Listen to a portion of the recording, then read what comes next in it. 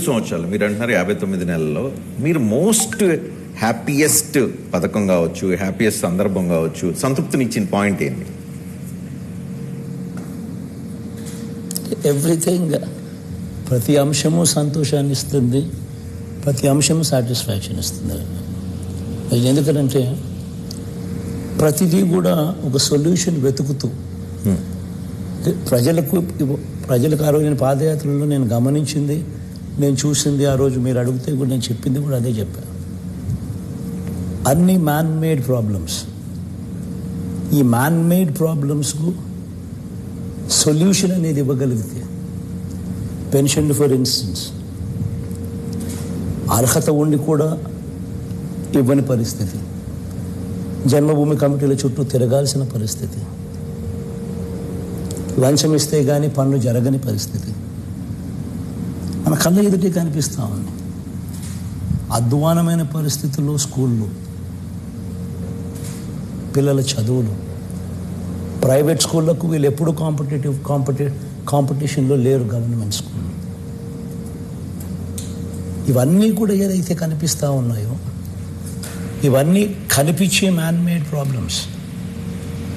ఈ కనిపించే man made ప్రాబ్లమ్స్కు సొల్యూషనే మన పాలన, ఈ 59 నెలల మన పాలన. అందుకే వస్తూనే ఫస్ట్ పాలన మీద ప్రక్షాళన చేస్తూ అడుగులు వేశాం. వచ్చిన జూన్లో ప్రమాణ స్వీకారం చేశాం. I think if my memory is right, I think by August we had volunteer system up and running. And by October 2 Gandhi Jayanti నాటికల్లా సచివాలయ వ్యవస్థను కూడా తీసుకొచ్చి అది కూడా మొత్తం రిక్రూట్మెంట్ అన్నీ కంప్లీట్ చేసి ఒక వ్యవస్థను గ్రామ స్థాయిలో నిలబెట్టగలిగాం. ఈ వ్యవస్థల ద్వారా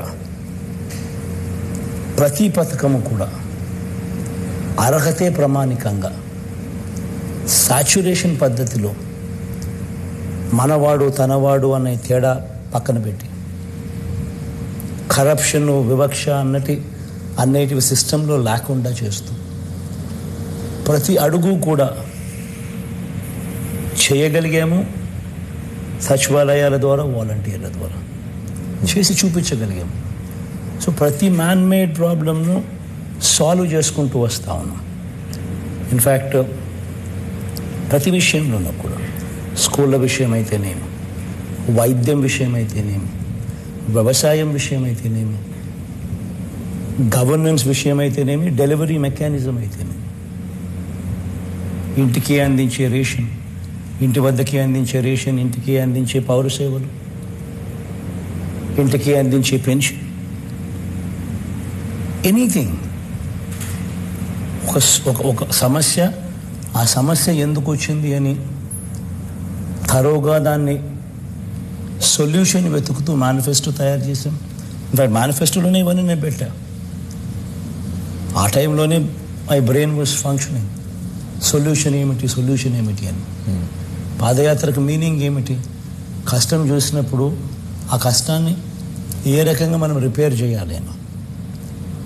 సో ఆ కష్టాలను రిపేర్ చేస్తూనే ఈ 59 నెలల ప్రయాణం జరిగింది.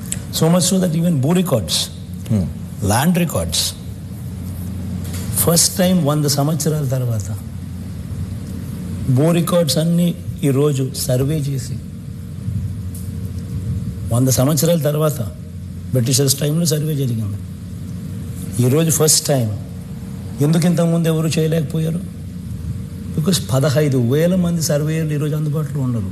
ప్రతి గ్రామ సచివాలయంలో ఒక సర్వేయర్. గతంలో లేరు. ఆ వ్యవస్థను తీసుకురాగలిగాం కాబట్టి ఈరోజు ఇవన్నీ చేయగలుగుతా ఉన్నాం. రికార్డ్స్ అప్డేటింగ్, రికార్డ్స్ మొత్తం అప్డేట్ అవుతూ ఉన్నాయి. సబ్ డివిజన్స్ జరుగుతూ ఉన్నాయి, మ్యూటేషన్స్ అప్డేట్ అవుతూ ఉన్నాయి, సబ్ డివిజన్స్ అప్డేట్ అవుతూ ఉన్నాయి. సర్వే మన కళ్ళ ఎదుటే రైతుల సమక్షంలోనే సర్వేరాలు పాతి సర్వేలు చేయించి పట్టాలు ఇస్తూ ఉన్నారు. డాక్యుమెంట్స్ వాళ్ళ చేతికి హ్యాండ్ ఓవర్ చేస్తారు. ఇప్పుడు